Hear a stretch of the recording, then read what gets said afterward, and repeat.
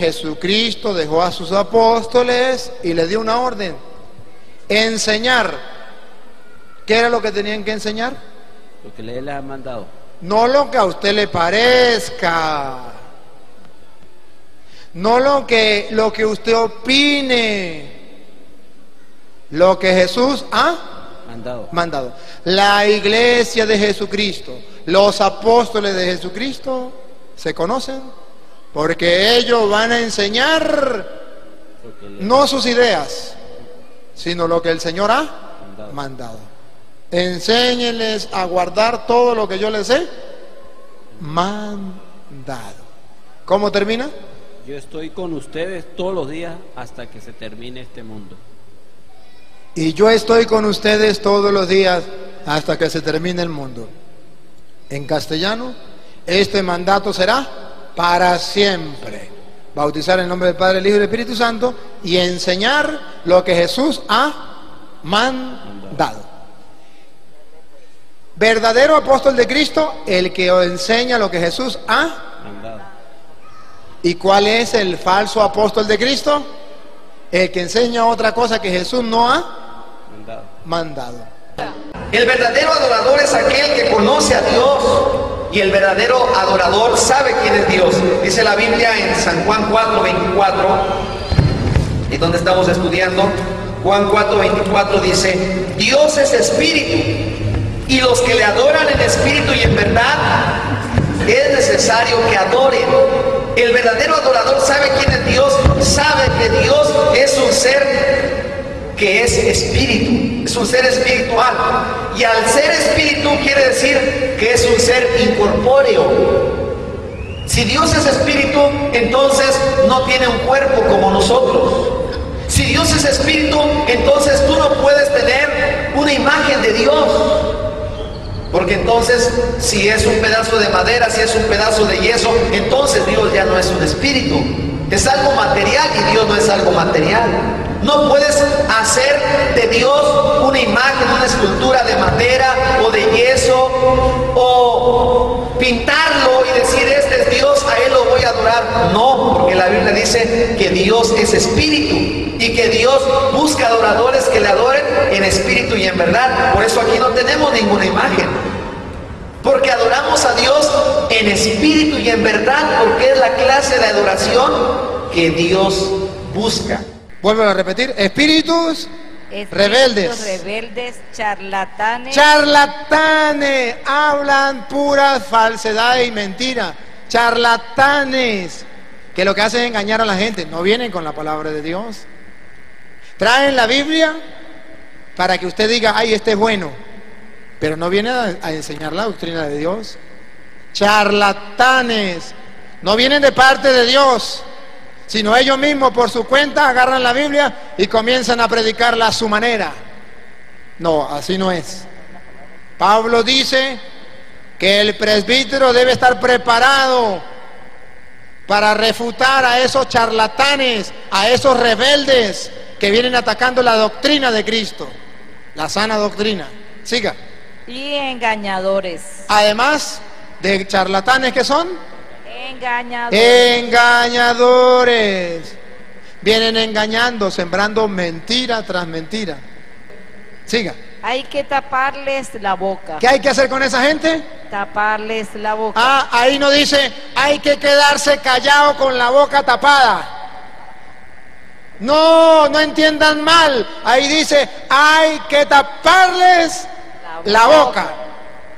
Hay que decirle: mire, ustedes son unos mentirosos por esto y por esto. Que taparle la boca. La creencia de que la naturaleza del pan cambia en la misa no fue añadida como dogma hasta el Concilio de Letrán en 1215, cuando por primera vez la Iglesia romana oficializó la teoría de la transubstanciación. El purgatorio fue declarado dogma en 1274, la Inmaculada Concepción en 1854, la infalibilidad papal en 1870, la Asunción de María en 1950. El purgatorio es el tiempo de purificación. Le preguntamos al sacerdote: si Cristo murió por nuestros pecados, ¿por qué hemos de ir al purgatorio? La Iglesia por eso nos enseña, sabiéndonos como decimos, pecadores limitados. Por eso necesitamos ese paso de purificación. Pero en la propia gloria, yo no quiero entrar a purgatorio. Entonces, Cristo habló de Satanás y habló del infierno, pero nunca habló de un purgatorio ni de un lugar intermedio. No, nunca. Es el purgatorio una doctrina espúrea que no tiene fundamento en la palabra de Dios, pero eso sí, la Iglesia la ha sabido introducir para hacerse con las vidas y las haciendas y las personas, porque se les ata a un sacrificio, se les ata a una misa, se les ata a unas actividades y liturgias por las cuales incluso deben pagar dinero. De ahí proviene envidias. De ahí provienen las envidias, discordias, las discordias, insultos, desconfianzas. Todo eso, ¿de dónde viene? Cuando la persona comienza a enseñar cosas que no son. Siga. Discusiones propias de los que tienen la mente pervertida. ¿Cómo tienen la mente? Pervertida. Pervertida, se la dañaron, le hicieron un lavado de cerebro. Siga. Y andan lejos de la verdad. Y andan lejos de la verdad. Sí hay personas, hermanos, sí hay personas que andan lejos de la verdad, con la mente corrompida. Siga. Y para ellos la religión es un puro negocio. ¿Y para ellos qué?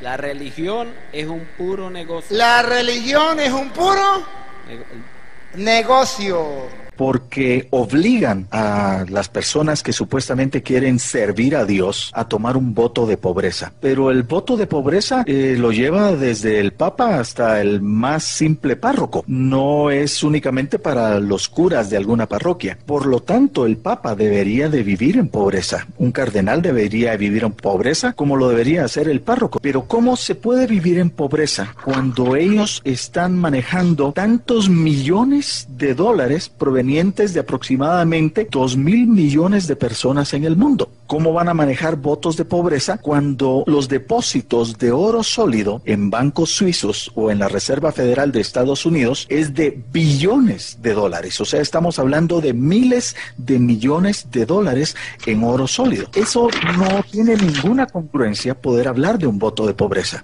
La hipocresía es utilizar el dinero de otras personas cuando en realidad ellos tienen un eje central bancario y de bienes raíces enormes. Los últimos censos que hay de propiedades del Vaticano nos hablan de que en países como en España ellos poseen el 20% de las propiedades de todos los pueblos en España. Eso es increíble, el valor que ellos pueden llegar a tener en inversiones inmobiliarias. Entonces las personas deben de abrir los ojos, deben de ver que no son personas buenas, que son hombres malos y perversos.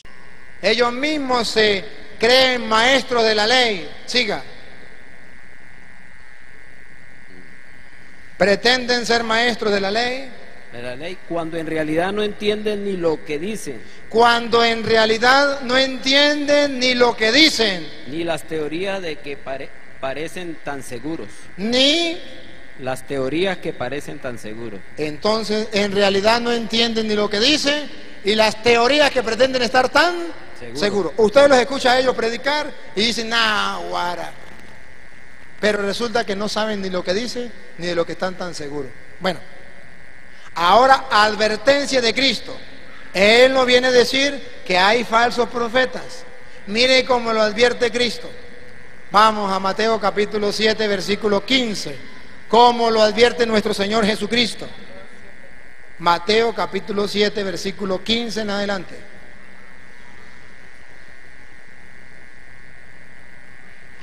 Cuídense de los falsos profetas.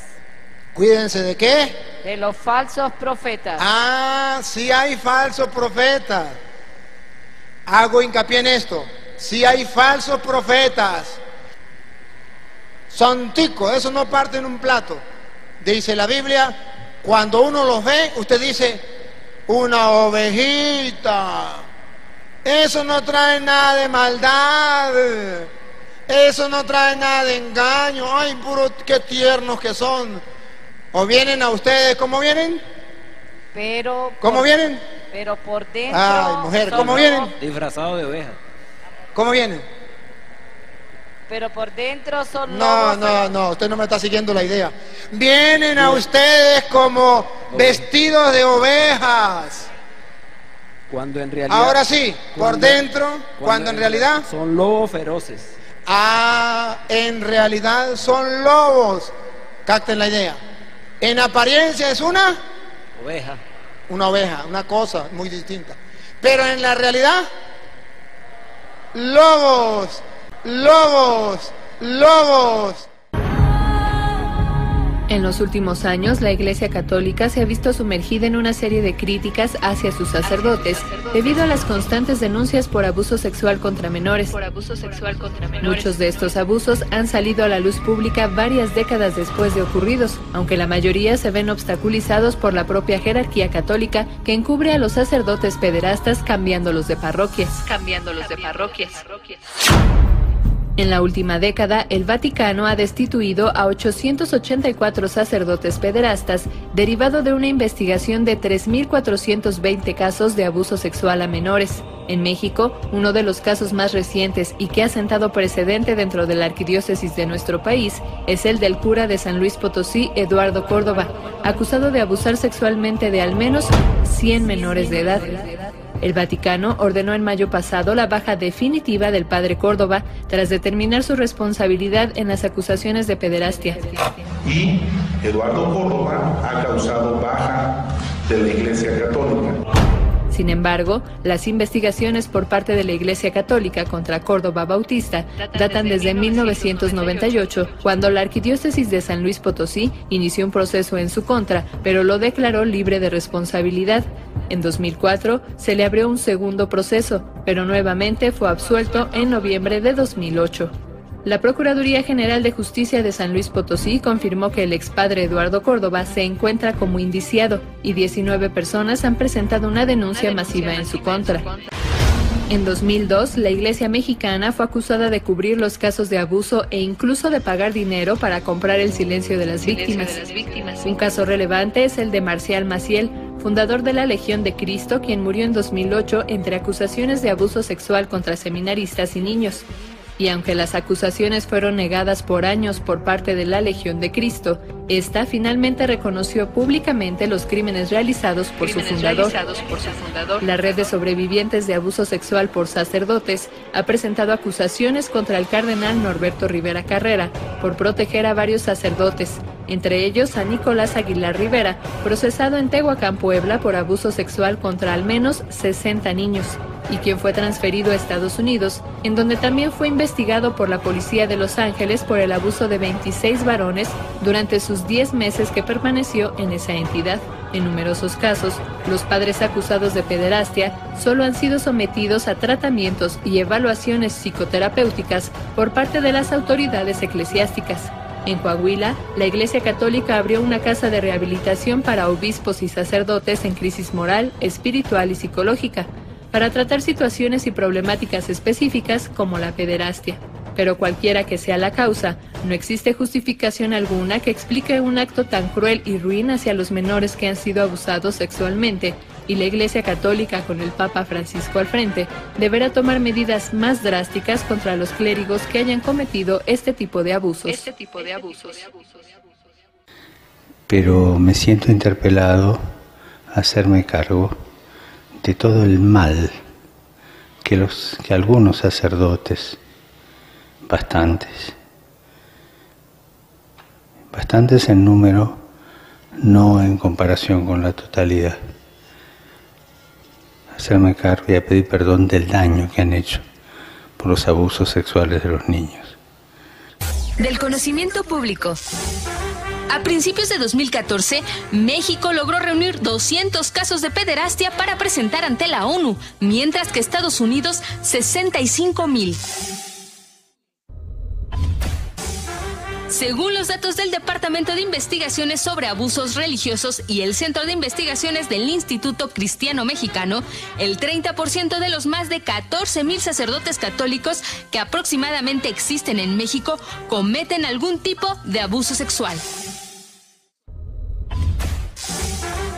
En 1997, 9 legionarios de Cristo enviaron una carta pública a Juan Pablo II, donde denunciaban los actos de perversión contra menores por parte de Marcial Maciel, a lo que este respondió que padecía de una extraña enfermedad que los niños lo podían aliviar, por lo que necesitaba una muestra de semen para un examen. Por lo tanto, ustedes los reconocerán por sus obras. Ahí está, ahora sí viene cuál es el fruto, pongan cuidado. Dale. No bastará con decirme, Señor, Señor, para entrar en el reino de los cielos. Ah, la persona que se conforma diciendo, Señor, Señor, Señor, gloria al Señor, aleluya, ya estoy salvo. Ese no es un fruto bueno. Siga.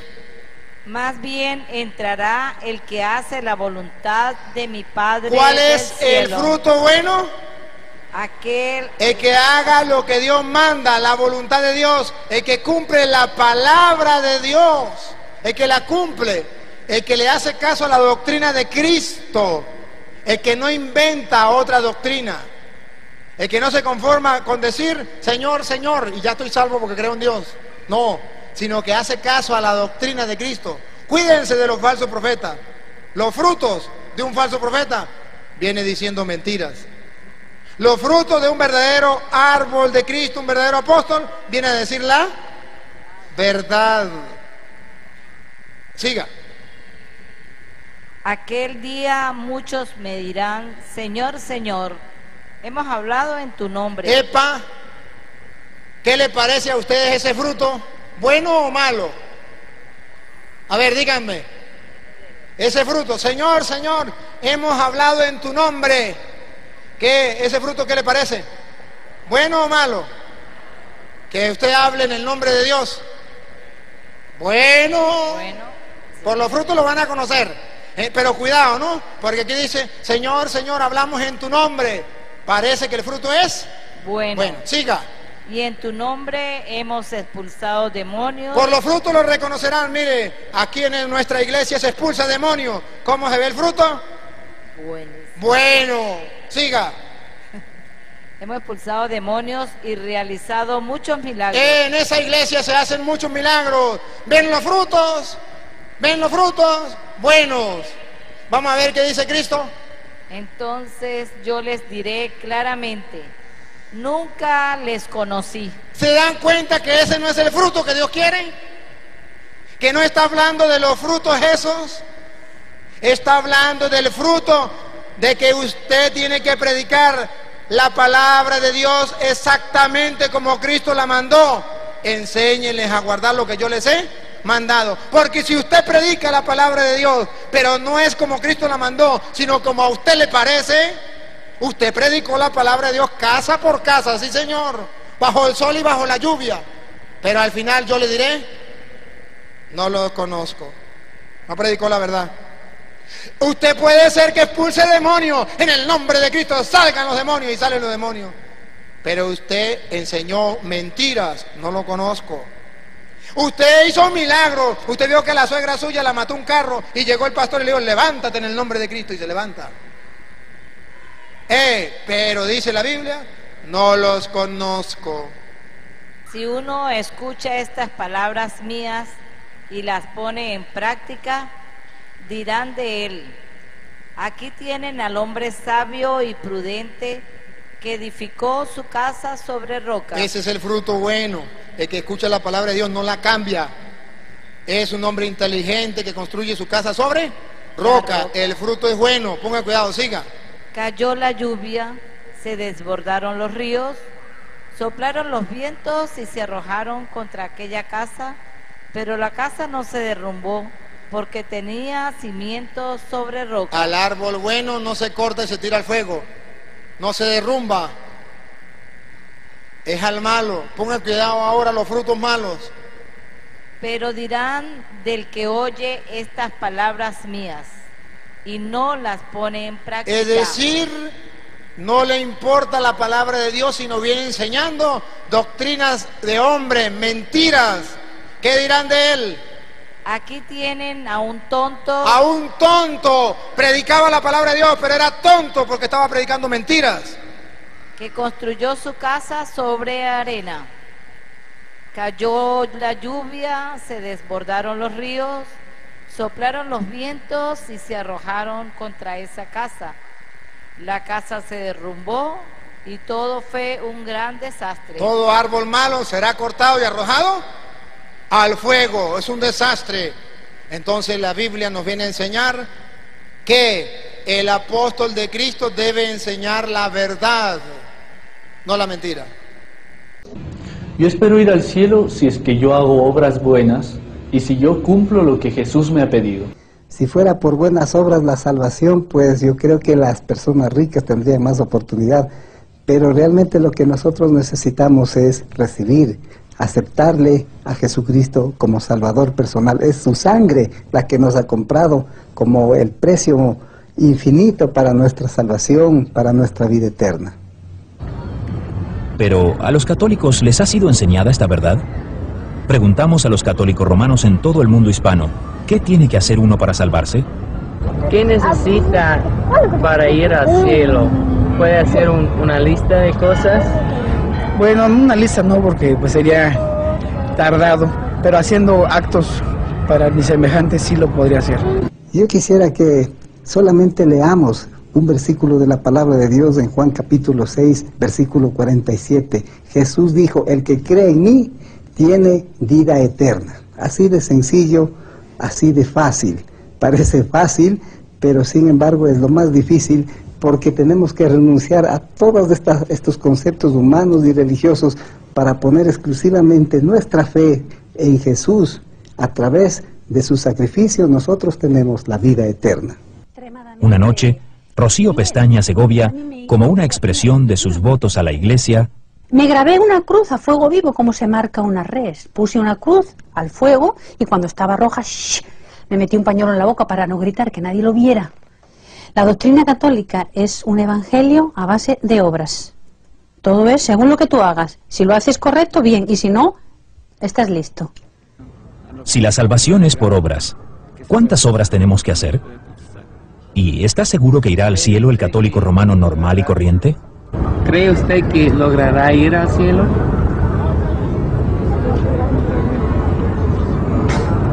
No, pues no sé.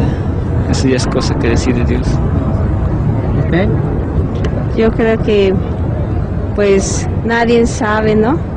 Todos esperamos a lo que nos toque y ya, hasta ahí.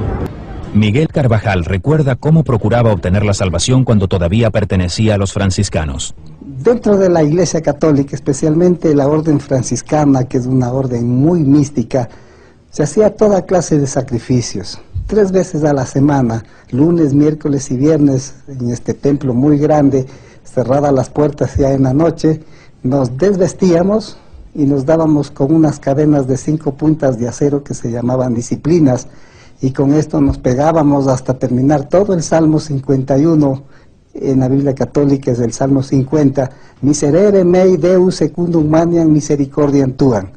La carga del pecado, esa ha sido puesta sobre los hombros, sobre la cruz de Cristo, y Cristo satisfizo ya de una vez por todas por todos nuestros pecados. Tanto la culpa como la pena fueron satisfechas una vez por todas por Cristo nuestro Salvador. Y al pueblo se le enseña que tiene que hacer obras para salvarse.